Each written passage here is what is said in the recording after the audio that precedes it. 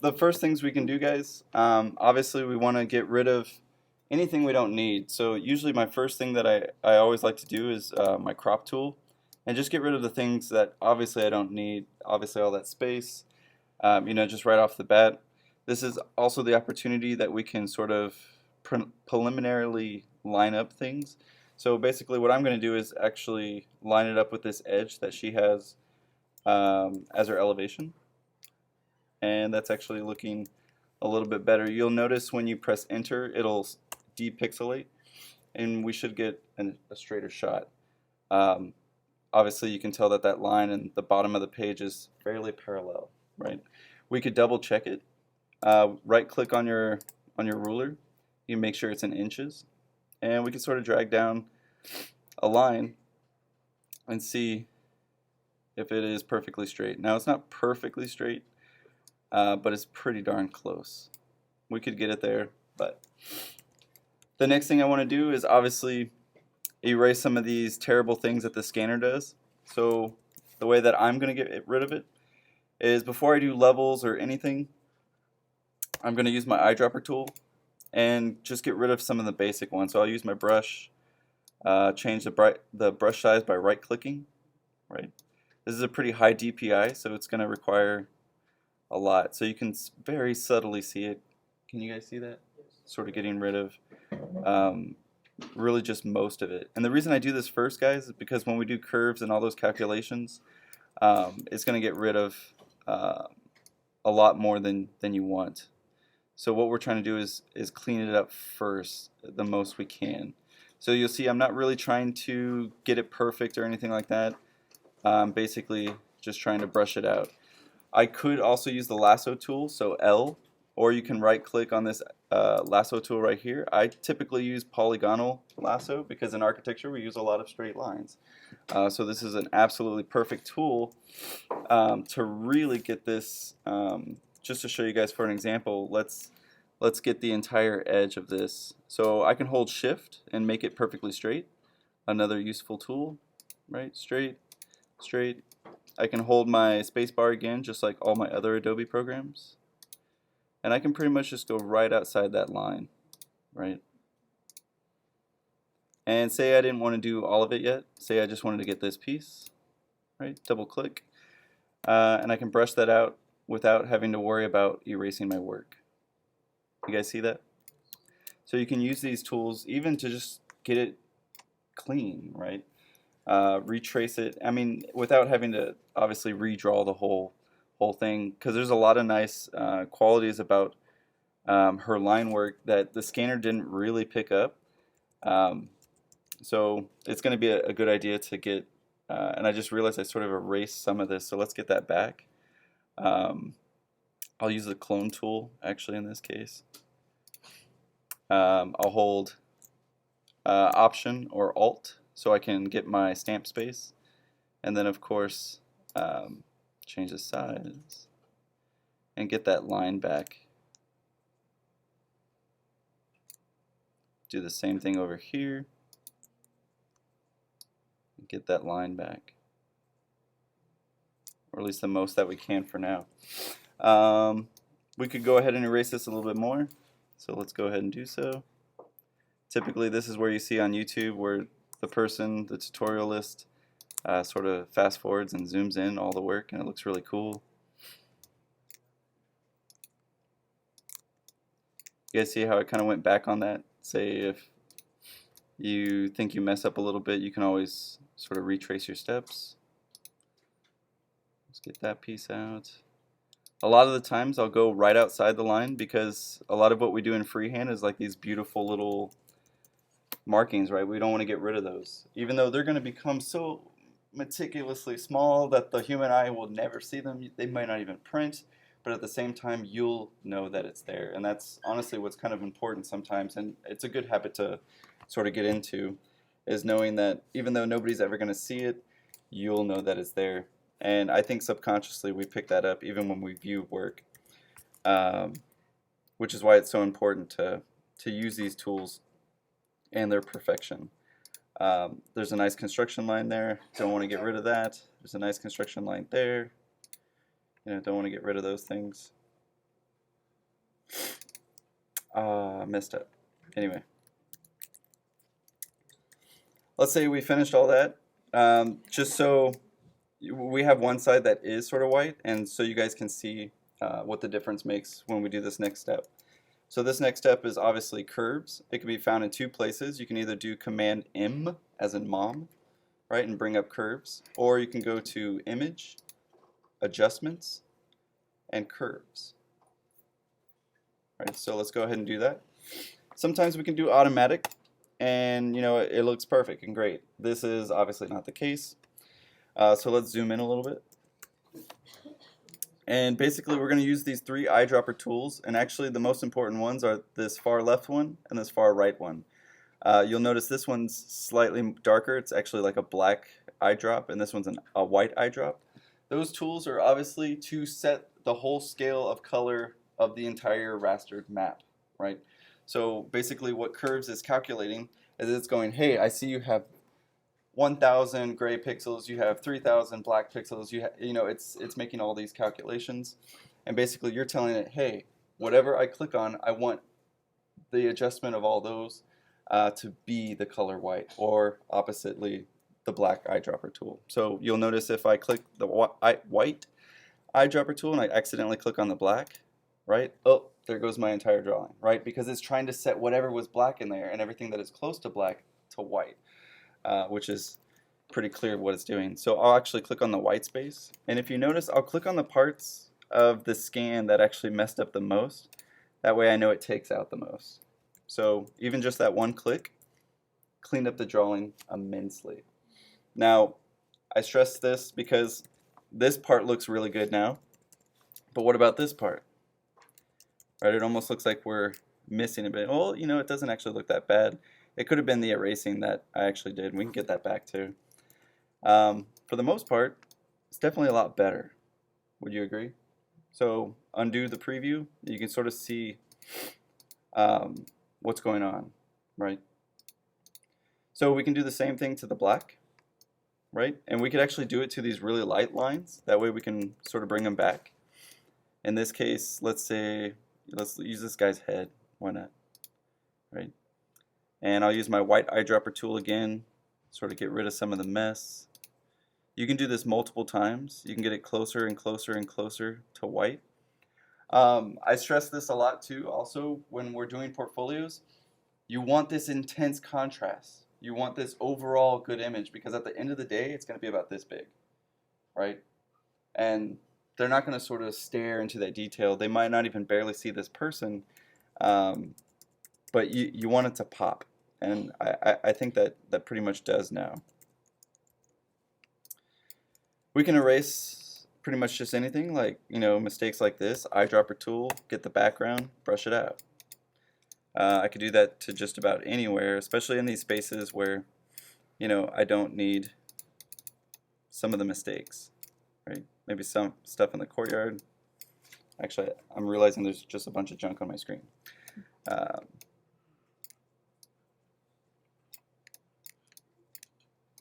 Yeah, we can get rid of some of that stuff.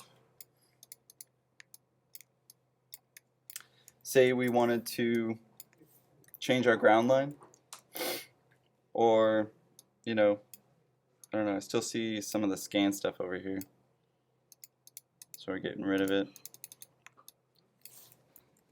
Zoom out a little bit. I think it looks a lot better, wouldn't you say? Let's see, what else can we do to sort of enhance this? We could use levels, so Command L. It shouldn't do a lot because levels actually deals a lot more with color. Curves is a lot more black and white, although each tool can be used obviously in color and black and white. Let's go ahead and let's make it interesting. All right, let's define this ground line. I'll go ahead and take that. Want to take my eyedropper tool. I want to make sure I get this black, and I want to brush it in.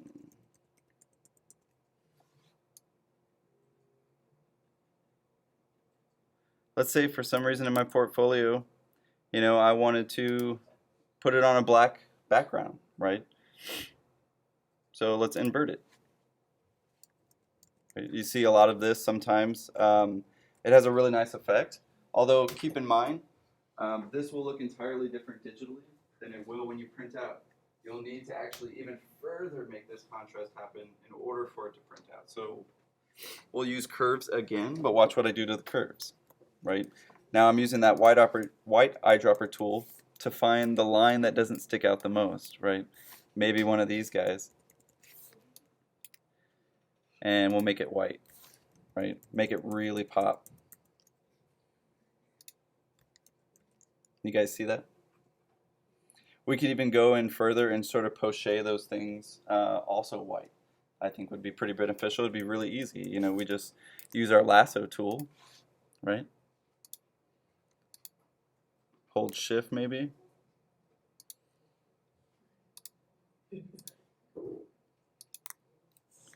And literally brush it out. You know, we could even give it a nice gray. And maybe not.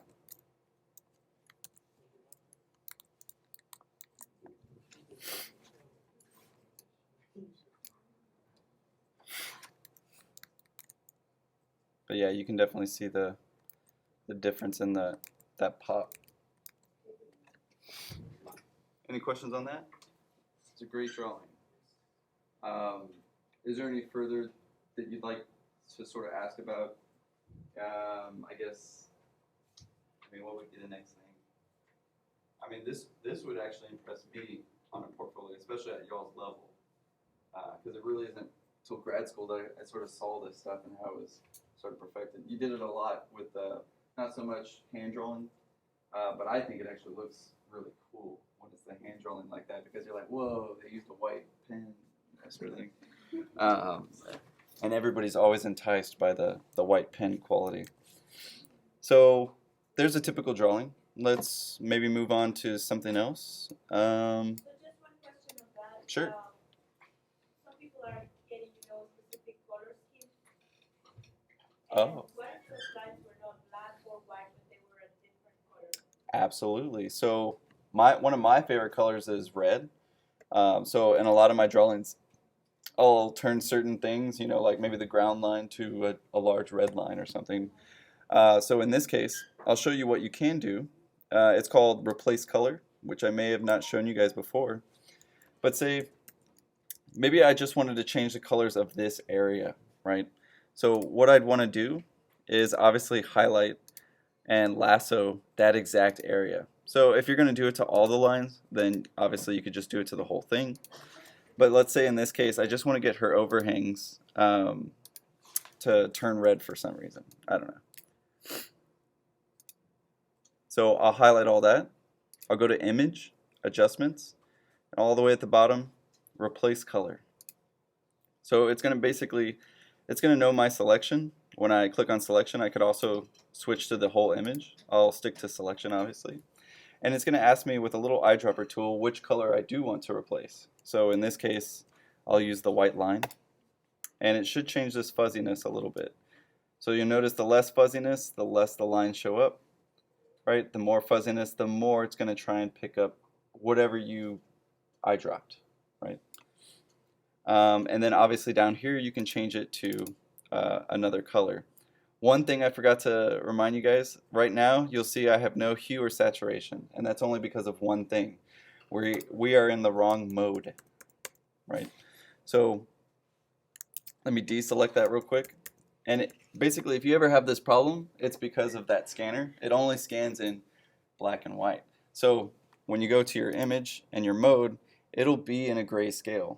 This is easy to fix. Obviously, we can select RGB or CYK, right? I really recommend RGB because when you go to that color scale, it's a lot easier to pick a color than it is to know 4 values of a color. So we'll switch to RGB. Magically does it real quick, right? The next thing we could do if those things aren't working is we can unlock our background and we can convert to a smart object. Basically what this does is it turns it into a vector.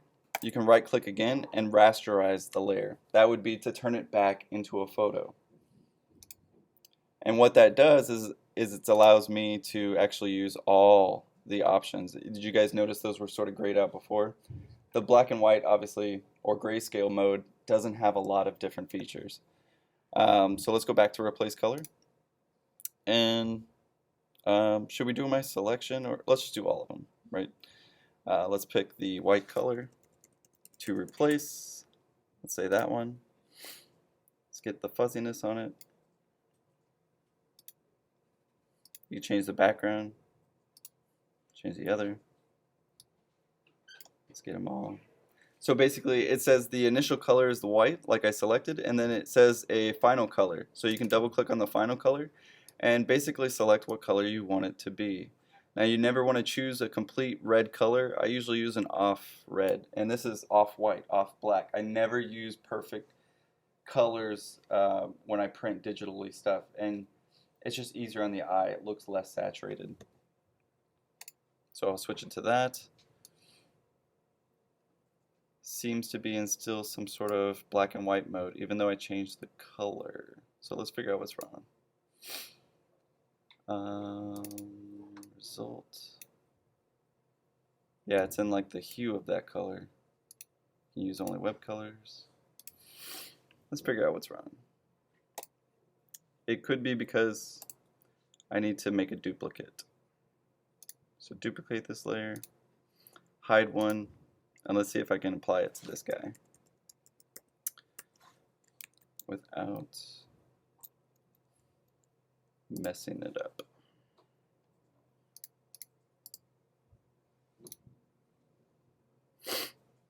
Whooey. Now it won't even let me do it.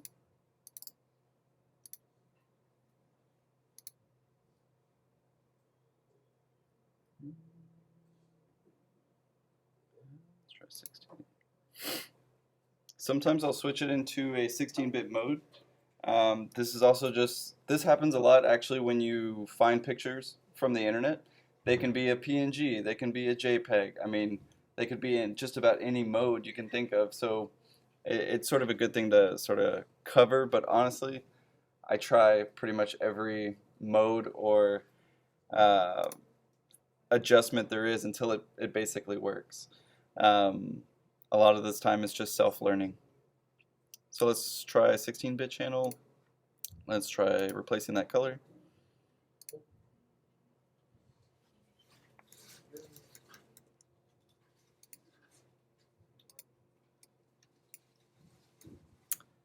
Still not doing it.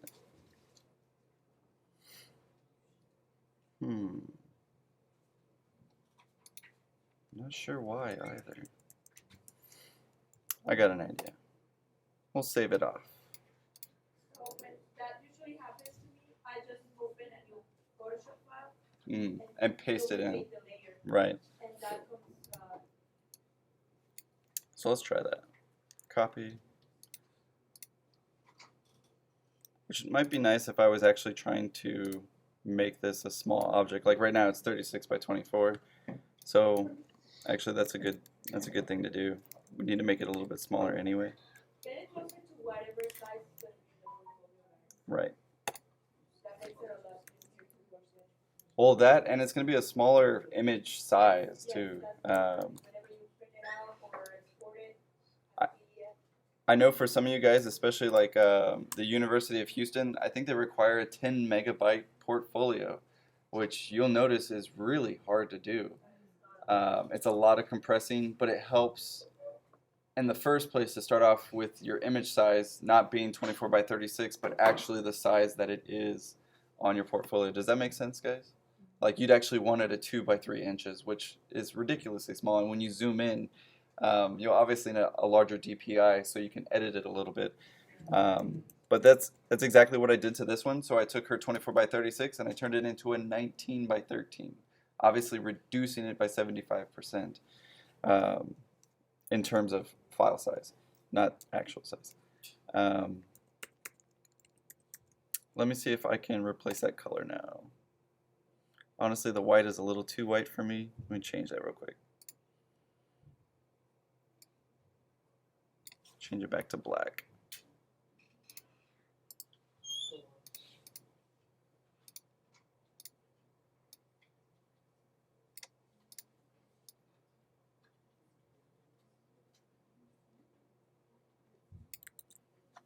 Perfect. And we get that too. Anyway, let's try and replace that color again. Adjustments, place color.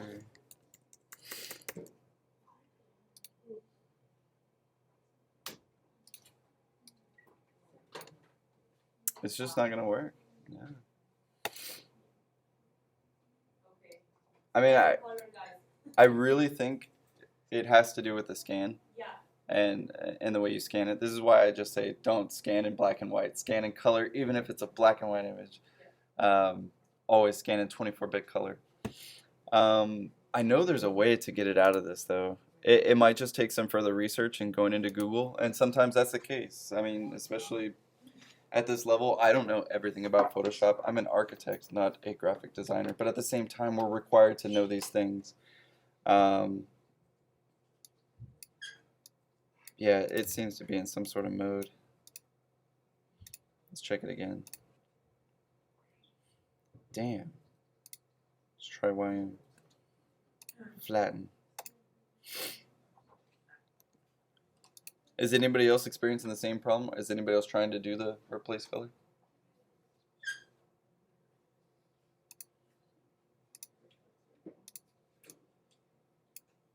Nope. Kind of looks red.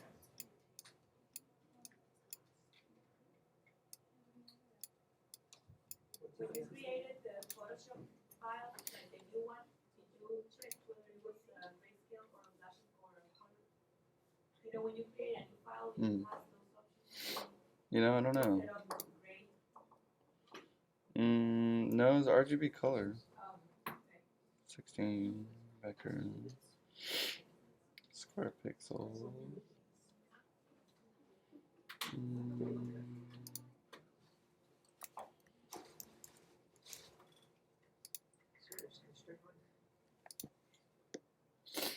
Excuse me.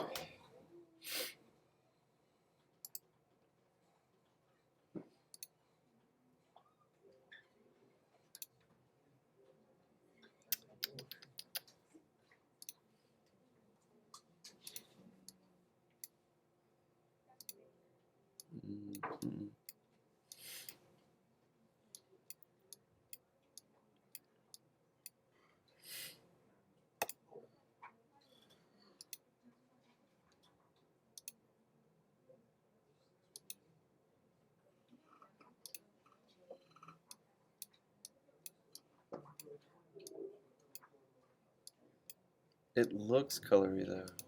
It's the weirdest thing.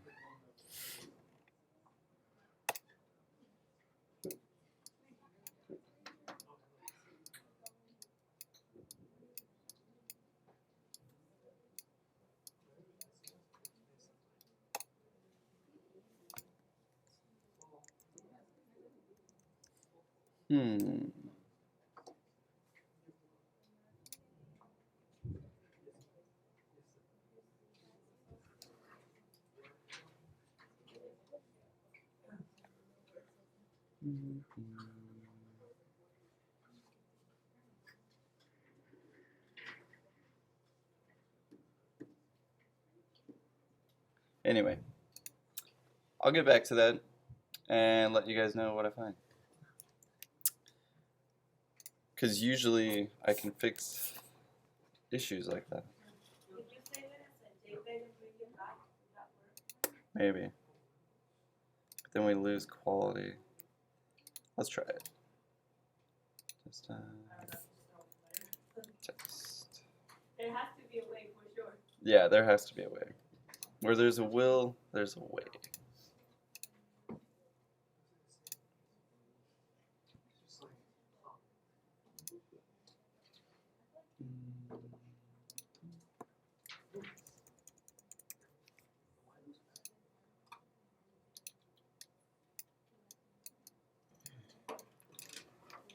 It looks slightly pink though, but it's not. I mean, it is super weird.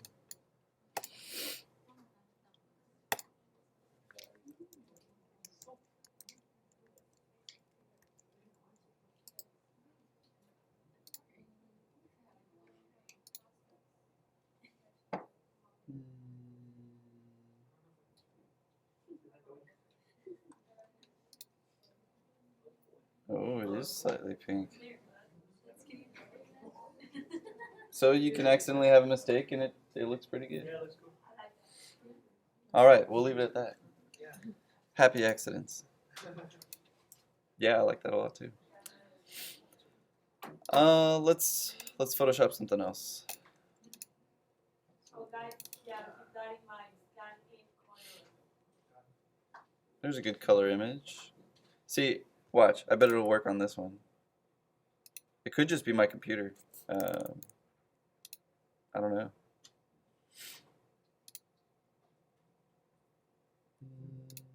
Let's take this blue.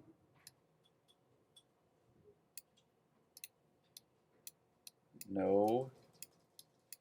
It does work on this one. Okay, I think it does have something obviously to do with the scanner. Guys, rule of thumb, don't use that scanner unless it really is the last result.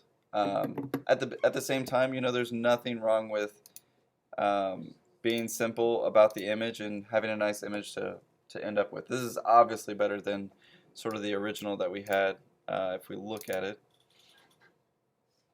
right? Would much rather see this in your portfolios than that. Right? It shows a lot of character. I probably would have edited it just a little bit less. Maybe get those lines to thin up a little bit, like the delicacy that it's here. But I don't know. These are all the kinds of things we can tweak to the image. Going to this guy. Got some Barney colors going on. Let's go back. So that tool might be actually quite useful in terms of, especially when you have pictures like this that are already sort of uncropped. We could sort of fake it till we make it, right? And get that just right in there. Don't want to cut off too much. I can transform it, and guys, real quick, this is sort of the trick that I've shown some of you guys. If you hold Control, we can start to basically change the shape of how this is in Photoshop. And the reason that's important is because it was a picture instead of a scan or something. So obviously I'm trying to align this a little more vertically. We can also take a ruler out and make sure that it's exactly straight. Spot on, man. So I'll press enter there and I'll go ahead and crop that out. It also seems like it's supposed to be square. So that's another thing we can make sure that it is, right? Because nobody's going to sort of look at your portfolio and be like, are you sure that's square, sort of thing. But it's good to have. Obviously already completely a lot more fixed. I think we could transform that a little bit more. Make some more lines straight. Obviously if you do this too much, it's going to really ruin it, so do it quite delicately. Let's go ahead and replace that color because it works in this color model for some reason. So replace color. Let's get rid of this background. I'm going to turn the fuzziness down. That way it's just about this shape and just about this shape. You guys sort of see that? The more fuzziness I have, it's looking for all that blue that ends up to be in the shot. We don't want to change those colors. Obviously we just want to change those two. Right, so we'll keep that. We'll switch it to white. Right. It turns out to be like a weird pink. And that's okay. I mean, we can also change the lightness. Changes it a little bit better. We could also just go back into it, use my Lasso Tool, and really just chop it out. Because we don't need all the scratch marks inside the desk either. There is something nice about these little shadows though, so I'm actually going to keep those. Like, we can make it up, right? Fake it till you make it. And I'll use that shadow. And I can clean this up a little bit. I can hold shift, make sure that it's perfectly straight, and double click. I can go ahead and brush that out. I kind of want to start off with this color though, because I like it, and it's sort of white, and sort of brush that out. You guys see that? Much cleaner, right? A lot of people think Photoshop is sort of like this magical thing, but you know, as cool as the tools are, it still requires a lot of planning. Hopefully you guys notice. Still takes a lot of that sort of physical work. to be done. Let's go ahead and brush that out again. Let's blur it up a little bit. Sweet. Voila, much better than obviously the original, right? Just so you guys can get a better idea. Let's go ahead and maybe say you didn't want that piece in there. Actually, I kind of like it. Well, we'll probably keep that piece. I kind of want to get rid of these little white edges. They're sort of bugging me. So I'm going to fake it till I make it, right? And use my clone tool. Clone tool. Make sure that it's on the clone stamp. Press Alt so the computer knows what to copy, right? You'll see the icon change and it says, hey, what do you want to copy? Well, I want to copy this, right? And I want to copy it over here. Hold Shift and take it out, right?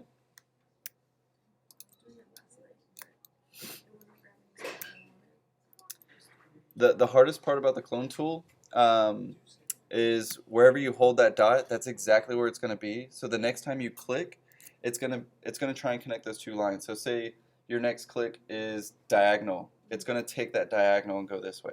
You see what I'm saying?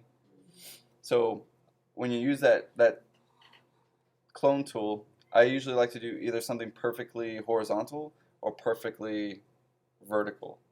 I usually don't use this tool like on somebody's face and like sort of get the coloring. I would use some sort of blurring or even the burn tool to actually change the hue or the shadow and lightness of something. But in this case where I'm actually trying to copy it, I'll basically keep that. So you'll notice I'll hold this edge, but my next click will be perfectly horizontal so that when I click, it goes down horizontally. And I can get that line perfectly straight. You guys see that? Trust me, it takes a lot of practice. Are you holding Shift as you're clicking down? Absolutely. Absolutely. Let's go ahead and get rid of this one too. So I'll hold this guy, and it'll sort of give you a little preview. That way you can see if you're perfectly straight, and you can get those lines for the most part to line up. I didn't quite get it, as you can see, right? We have a little bit. So best way to get that, I mean, nobody's ever going to notice that. I mean, once we zoom out, there's no way.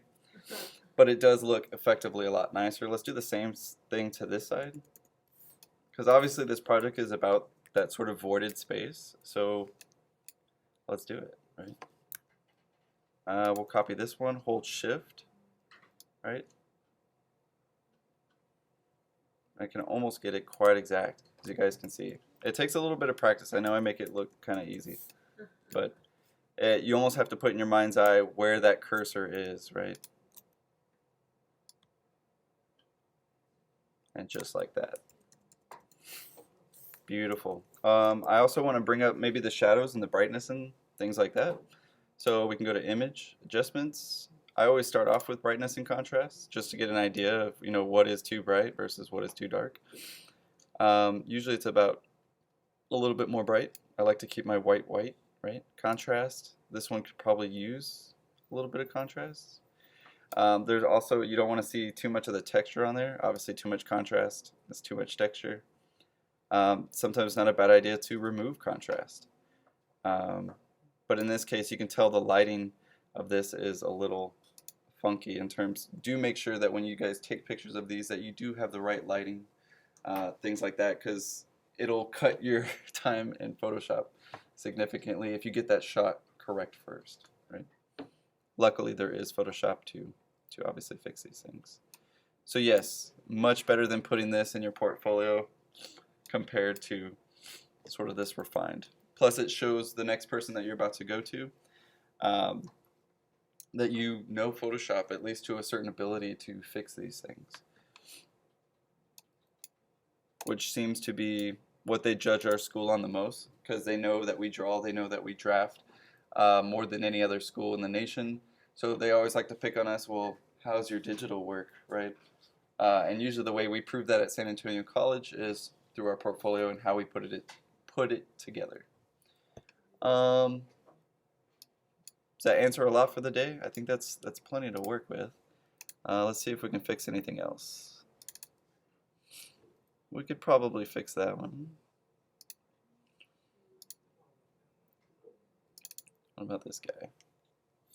Think about the same thing on that one. We fix that one, yeah.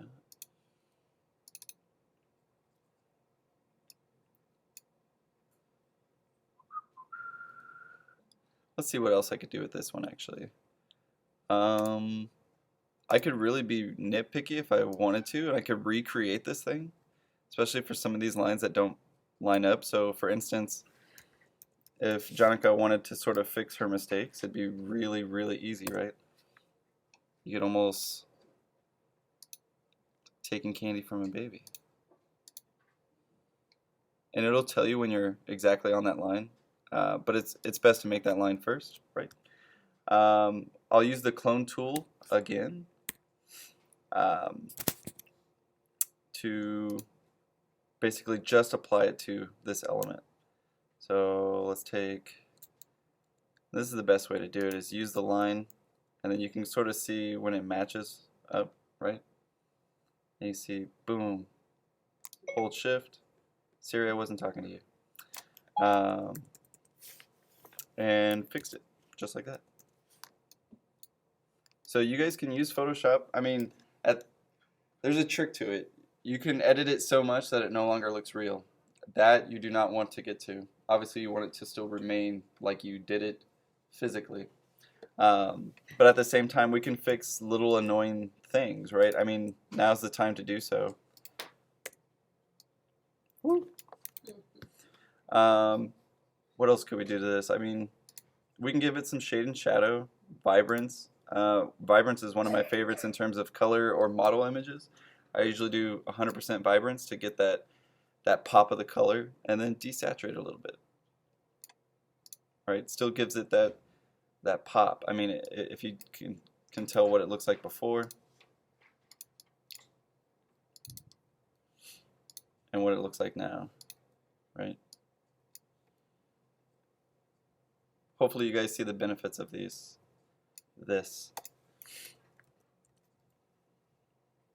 Any questions on that, guys?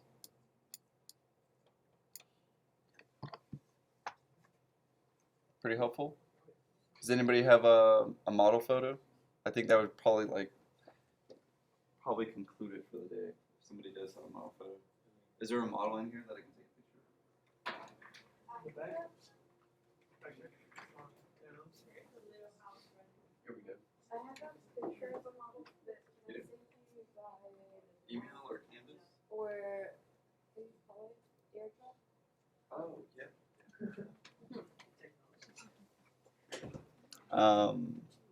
I think it says like Chris Verette's MacBook. Yeah. Oh, that'd be a good one too. But I mean, if you already have the file, go ahead. Appreciate it though. A for the day. Yeah. So it says waiting. There it is. Accept.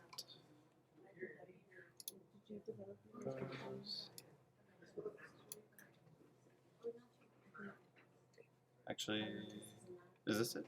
Yes. Okay. Edit with.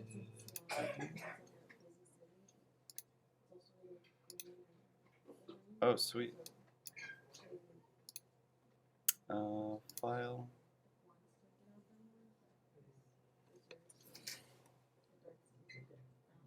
Save.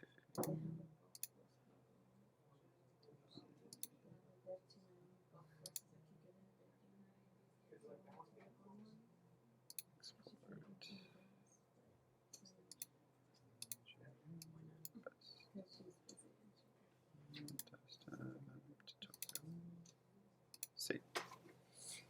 I'll probably edit out all this stuff before I put it on YouTube. But anyway, so we got another one. We have Isabel's model photo, even though I would say, you know, right off the back, it's not that bad. Is there an idea that you're going for? Are you like trying to make the whole background white? Are you trying to change the sky? Are you trying to make it look like, you know, we're going to add some people in there? Or, I mean, these are all the kinds of things that you guys should really ask yourself that give it that extra pop, that give it that extra quality of, oh, they must have done that in Photoshop, but look how good it looks, right? At the same time, you know, I think a lot of people get turned off by hybrids because it is so apparent. You're kind of like, oh yeah, that's definitely analog. That's definitely digital. They don't match up together. Do you guys remember an intro? The weird like Renaissance man on a modern bicycle. Things just don't match up.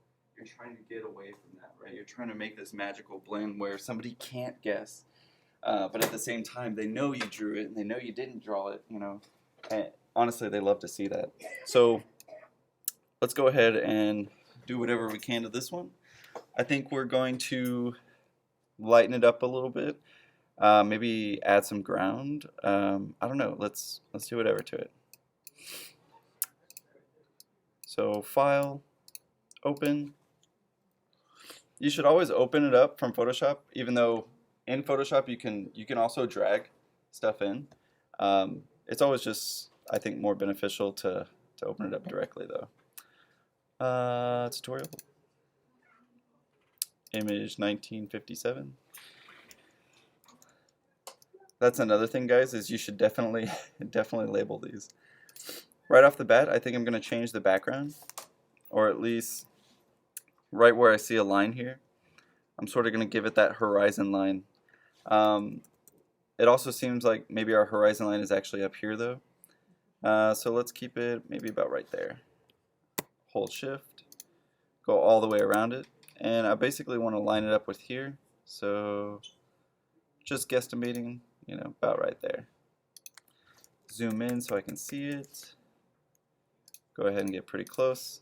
Especially with a model image, I like to get, you know, a little bit of the imperfections because that's what makes it sort of nice, right? So I'm going to actually, you know, get that piece of cardboard. Now it's up to you. You can totally delete that if you want to, and I'll probably make this straight, right? Because it's supposed to be straight. So I guess what I mean by that, guys, is sometimes imperfection is what makes things actually look perfect.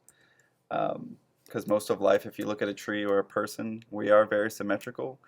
But it's the ones that are closest to symmetry, not exactly perfect symmetry, that are actually tend to be seen as beautiful, attractive, right? So we'll keep that. And I sort of believe the same thing when it comes to architecture. You guys remember in history, the reason why they made all those columns slightly off, right, was to actually make it look perfect. And shouldn't have gone too far, so I'll retrace my steps. Right. And the computer actually knew that what I was doing, so it got rid of it too, which is kind of nice. So let's go ahead and just delete this background. So I'm going to go ahead and make a duplicate and call this the background. That way I don't lose it. Right? So I can go from one of them. Oh, I can change this and lock this one. And obviously erase it from this guy. So I'll use my eraser, so the letter E. Now there's a lot of different things you can actually do with the eraser. Right now it's in background eraser tool. You can also just erase it. You'll notice it's not doing anything, right? And that's also because I've got one right behind it, right? Or at least appears like I didn't do anything. Obviously I'm doing that so I can unmask it. Another thing, the reason why I'm doing that is so that if I wanted that selection again, all I would need is the magic wand tool and click inside of it, right? And now I've got that same selection no matter what. I can't lose it, which is sometimes pretty important, especially if I want to mask the sky or something. The next thing I obviously want to do is remove sort of the transparent see-through parts. That way it can sort of match through. Let's see. Let's line it up with this guy. Let's delete it from this guy. Lasso tool. Now I'm just going to get the sort of the basis first, and then I'll show you can sort of trick the rest. Because what I'm trying to do is obviously, you can also just press delete. Obviously you should zoom in a lot more so you don't accidentally chip the wood like I did.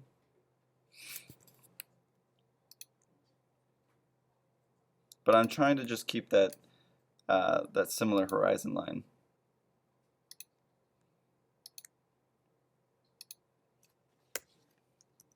And then of course for these guys, I'll do it real simply with the magic wand tool with a tolerance of definitely not 3, but maybe like 12.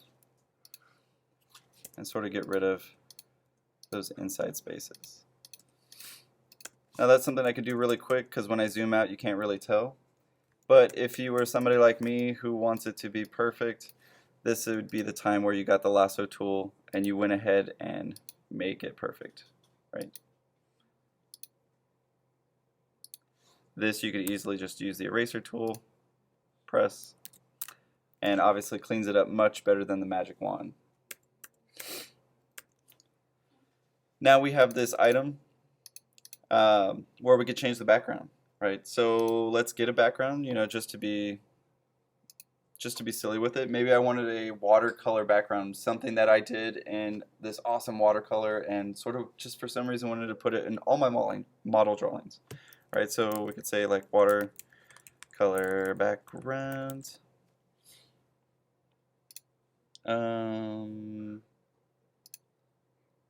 I use large. I'm obviously just trying to get this for the texture, but none of these are really architectural. So watercolor, how about beige? How do you spell beige? Beige. Something more that I'm obviously going for is something much more subtle and sky-like. That's probably not a bad one right there. Obviously, anytime you pick something from the internet, of course, open it up in a new tab, right? That way you can get the actual image. Save image as. Put in my tutorials. Let's go back. File, open this guy up. No! Wrong one. Sweet. This is what I want. I also want it to be a decent size, so I'm going to change it to 600 dpi. It's going to get twice as big, 50% bigger. Highlight it all, copy, and I can paste it inside. Obviously, I want it to be behind that layer, so I can actually change it. Of course, this actually just gives it like a nice effect, right? Or at least it's starting to place it a little bit. On your screen, it looks a little brighter. But as you can see, I mean, you wouldn't have to do this to any photo, but obviously it starts to place it with that horizon line, give it that background. Let's put some scale figures inside. Honestly, I would draw these myself and scan them in at sort of a high DPI, or you know, draw them in digitally if you have sort of a Wacom tablet. That's also a choice. But let's just find some scale figures.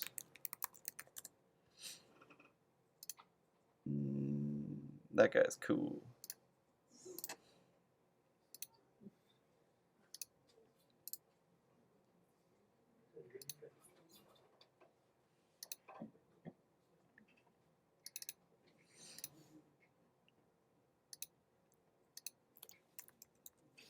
Let's make a new layer just in case, called scale figures. Now the hardest thing about to do this, guys, is to really use your mind's eye on this one, because obviously we have some scaled elements in this model, right? We have stairs, we have ladders, and we don't want to accidentally make all these people different sizes, and we want it to coherently give off a ambiance of you could be there, right? So let's put them in. File, open. I think it was just download. I like this guy a lot, so I'm going to use him. Any of these would actually be really fine, but obviously these were originally pictures of somebody that drew them and scanned them in. Maybe they did it on the computer, but obviously you want to keep it in your same style. The best way to get these guys, especially for ones that are, you know, have multiple, usually I do that. I select the inverse and I erase all the rest. Um, I could crop it or anything like that. I could also use my magic wand, get everything like that, select the inverse, and just get this little guy. As you can see, it's a little too close for me, so let's use my magic wand again. I don't want to get it too close. Let's go with like 32. Better. If I wanted to check, I could sort of erase that space, or I could delete it. Oh, never mind. I'm actually on a background. Convert to smart object. Now I can delete it. Maybe not. Fine. Oh, okay. Anytime you make a smart object, obviously it needs to be rasterized again. Sweet. Awesome. Love it. Gonna just copy that, right?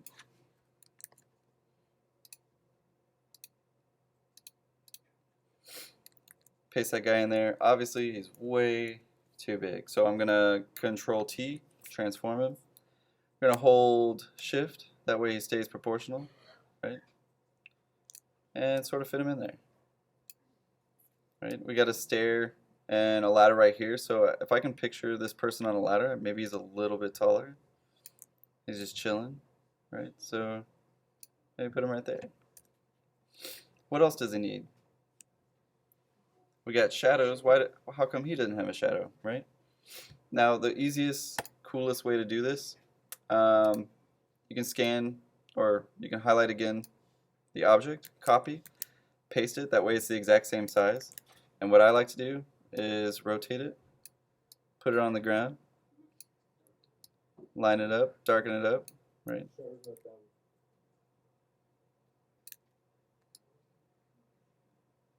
Do all sorts of stuff to it because I'm make it line up a little bit. Perfect. And let's match that color. So let's take it literally. Take that guy. Woo! Too big. I could do it just to that layer, or not. Obviously, gotta use the W first. Inverse. Take that background off. Go back. Brush. There we go. Hot damn. Anyway, obviously it's up to your preference. We could put them all over the place, but obviously if they see something like this rather than just the model photo, don't get me wrong, it really is up to your preference because you know, I wouldn't mind seeing just the model photo too, because to look at the quality. But if you already have this awesome model, it's only going to enhance it more.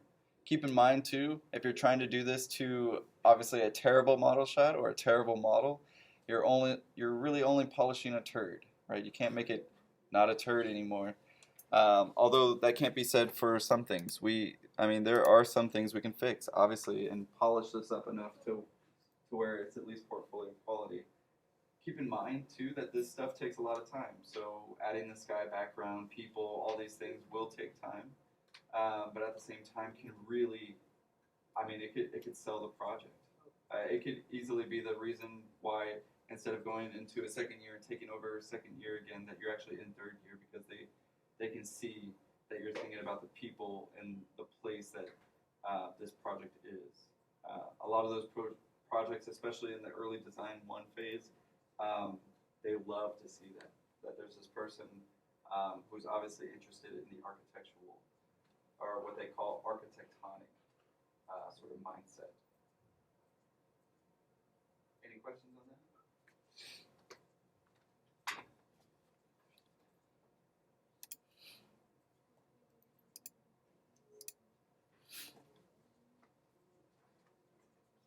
Not bad.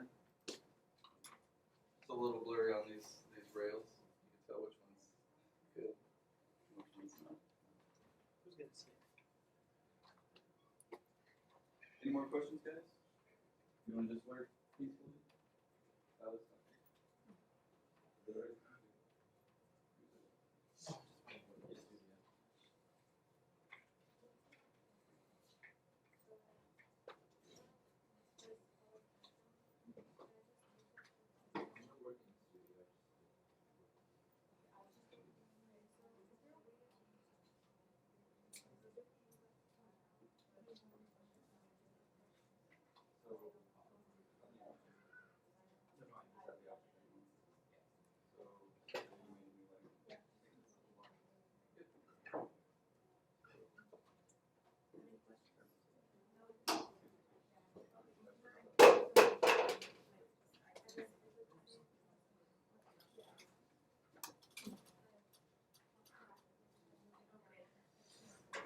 Okay.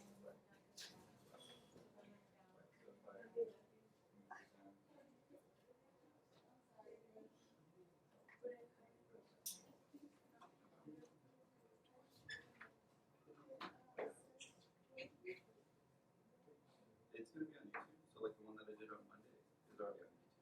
All you gotta type is Chris Verette in design. My username is Chris VP. Don't ask me why. I've had it since I got 12 years old. Yep. So guys, if you have any questions, just let me know. I'll be here. A lot going on. I would use 3. Yeah. But 1, 2. I wanted to do it all. 2 best shots. Because like you said, throw it all in there. That's saying that. I thought it was like a collage. Oh, yeah. That's what I was going for at first.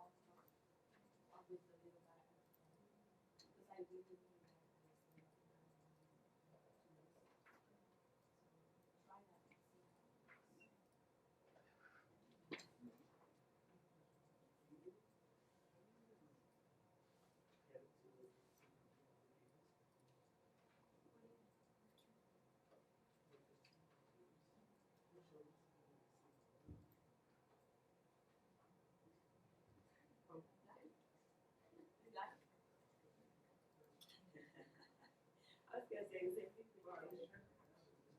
Yeah, well, it works. I don't know, some people that actually is so many yeah, or yeah, Sort of because that's adds a little bit of space. and then so it's in the rock. No.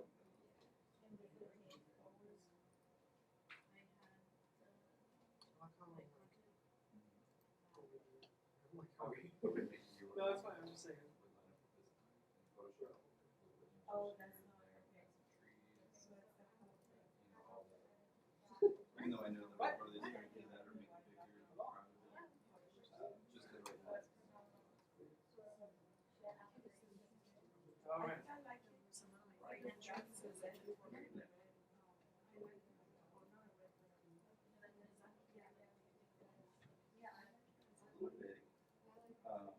Just because keep in mind, if somebody sort of reads this digitally,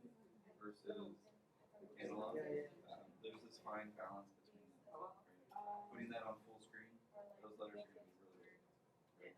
So keep that in mind. Somebody might be viewing this thing on a gigantic screen. Maybe you just want to justify. Somebody might be, usually they're probably going to view it on an iPad or laptop. And then of course, if they're going to view it analog, it's even still considered. Because they can't sort of they can, especially if they want to. Yeah, so just make So it's really starting to get there. Put everything on there. there was this, or maybe taking the line and that. It's the Try it. best photo that I've ever seen you make.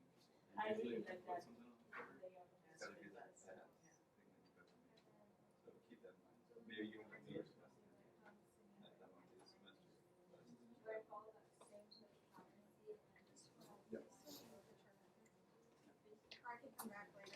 Absolutely not. Thank you so much. I've got to get another one too. I've had the same one for forever. Thanks so much. You said what else? You saw? Yes, it looks That's like. what I just saw.